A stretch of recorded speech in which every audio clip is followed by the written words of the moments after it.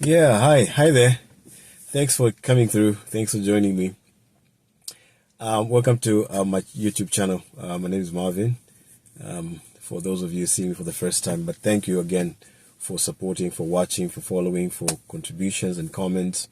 And I invite you to subscribe if you have not subscribed to this channel, and continue to share the videos and share the knowledge and share things that sound new and strange, so we can brainstorm together and come to a place of agreement.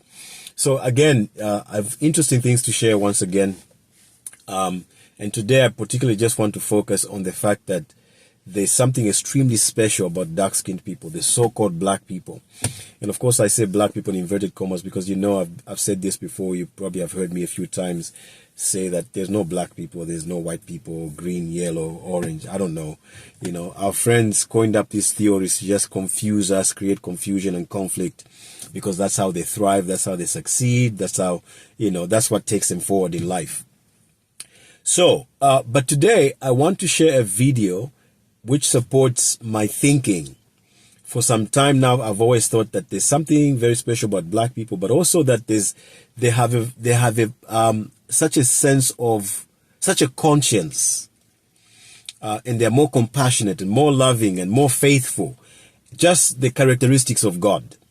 And some years when I started thinking about these things, I used to think, well, maybe because I'm being bigoted or something, you know, some kind of crazy bias, you know. But now I know that my thinking has been accurate. But I want you to hear from some people who actually indicate that that is the case. And some of these things, I've had conversations with other people, especially those of my own race, because it's difficult to go to somebody who's of a different race. You know, it's offensive when you bring a subject like this and portray yourself as being holier than thou, if you like. It can be very, very difficult to kind of make people understand.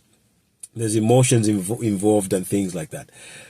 But let me play this clip quickly, and I'll come back and talk some more. Watch this. You know, there's one great distinction between black folks and white folks. Black people have the moral high ground. They do. Black people have when you do a comparison morally between white people and black people, you have to take away one thing: supremacy.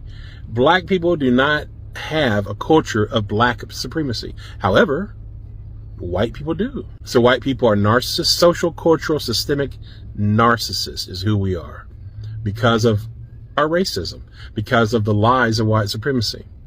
How can white people have morality as long as we have bought into the lies of white supremacy? We can't. And how does that feel to know that black people have a moral high ground? How does that feel to know as a white person that you are sick, twisted, narcissistic, and immoral, highly immoral and inhumane? I don't use the N-word. What are you doing to fight and dismantle racism that benefits you, white person? Nothing.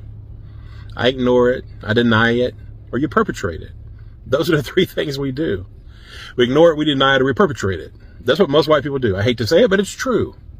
And that's why I say we're social narcissists, and we have no moral high ground racially. We are sick, hurting people. Hurt people, hurt people. And we've been hurting a long damn time. We're hurting because of the disease of white supremacy. It's destroying white people from within. Look at the white nationalist party, the GOP. Not just them, all white people. But just as an example, look at the GOP. See, they bought into so many lies, and it all started with the great lie. The great lie of white supremacy. It all started with that. Everybody knows the GOP now officially is the white nationalist party. That's a fact. Matter of fact, you can look at a lot of the rhetoric that they spew, and it's almost identical to what the KKK is spewing and has been spewing for many, many, many years. It's the exact same rhetoric. It really is. Once again, I'm asking white people to understand, you don't do this just for black people as an anti-racist. You don't do it. I do it because I care about humanity, and I can't stand. I was bullied for many years. I can't stand to see people bullied. That's one reason I do this. It's true. Black people can take care of themselves. Yes, white supremacy creates victims, but don't think the only victims are black and brown and indigenous people. We are also victims, as the people who are living this grand lie and this grand immorality of social, cultural, and systemic narcissism. White people, you're hurting. Until you heal from racism, you're doomed to live an immoral and toxic life.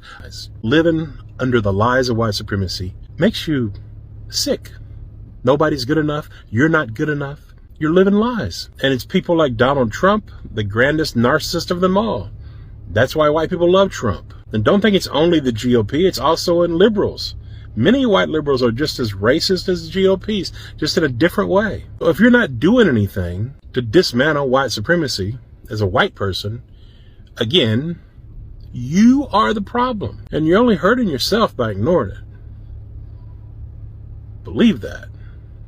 Interesting, that man there, really just confessing that, from his own observations, he has noticed that black people are more moral. Those of you that might be confused about this, maybe you've lived in America for too long, or in countries where black people are not counted as anything, such as Europe or China or elsewhere. Again, this falls in line with what I've been saying, that, the other races, particularly the Europeans, they have done so much work, invested monies, billions of dollars into ruining the character. And this is something that I talk about a little bit extensively in my upcoming book, White Legacy. They've invested money and done all kinds of work through school and through economics and different strategies and structures to portray a black man as something bad, something that community doesn't need. But unfortunately, the evidence always comes to the surface, because even in the worst moments, dark-skinned people, black people, still emerge as very, very, very moral people. And even for black people to perform the way they have, given the circumstances of racism, slavery, colonization, my God, black people are a miracle. Black people are simply a miracle. And somehow it leads me to believe when Jesus said, "Here I am with the children that God has given me, we are for signs and wonders," he was talking about dark-skinned people. Because at the end of the day, the Bible is African history. But then there are things that you find that black people just can't do. And again, I'll make a video and tell you there's certain things that you see other races do, particularly the Europeans, that you just can't understand how human beings can do things like that. But black people know. And one of the things I've said is you will not hear black people calling other races monkeys. No. They don't have time for that. Their moral conscience doesn't let them do it. Righteousness is embedded in them. Even when they are wicked, that seed of righteousness still manifests in them. But I want you to, I don't know why the car started here. These cars that they're making these days, they do all kinds of funny things. Maybe I said something and the car responded and started. My car just started from nowhere. I didn't even touch anything. The cars that they're making these days, with the advancement, I don't like them, to be honest. I'm old school. I prefer just simple things. But the engine just kicked, poof, started on its own. I didn't program it in any way. But anyway, but let me show you another video. And again, we'll talk about this and just kind of zero into the subject of morality. Watch this and I'll come back. Find a big black guy, and what do you tell him? That I lost. That you're lost? Yeah. Okay. And I have to find my home. Okay. Oh, do I need to tell you there's a bunch of white people really upset about that video? Stitching it, duetting it in the comments. Oh, this is racist. Actually, if you want to be real about it, statistically, based on the data, any child would be safer approaching a strange black man than they would a strange white man. So let's look at some numbers. Convictions of possessing images of children. White people, 86%, while black make up only 4%. I'd say white people damn near cornered the market. Now, when you talk about assault of a child, the numbers are a little bit different, but white people still excel. 42% are white, 18% are black. But I feel these numbers might be skewed. For example, Hispanic make up 10% of the abuse. They also make up 10% of the possession of images, so those seem to be pretty close to each other, while these other numbers are way off. Now factor in that black people are 7 times more likely to be wrongfully convicted of a serious crime, including that kind of assault, than white people are. Then think about all of the priests that the Catholic Church hid and protected and moved around. All of the pastors that we've recently found out the Southern Baptists were protecting. Think about all of the well-respected white teachers and coaches and scout leaders over the years where people just didn't believe the children, didn't believe that that good man was capable of that. And it's not hard to imagine that these numbers should probably be closer to those. And as long as we're talking fun facts, let's look at this one. They looked at SA convictions from 2006 to 2017, and you know what they found? There was a 1,330.47% increase in sentences of black individuals and a 8.6 decrease in sentences for white individuals. So white people, far more likely to do it, also more likely to receive a lenient sentence for it. So while I'm real sorry if that first video triggered you, statistically speaking, that mom is right. And maybe you should teach your children to do the same thing. So there you see, this is a white woman. We don't see her face, but obviously she's white, we can tell.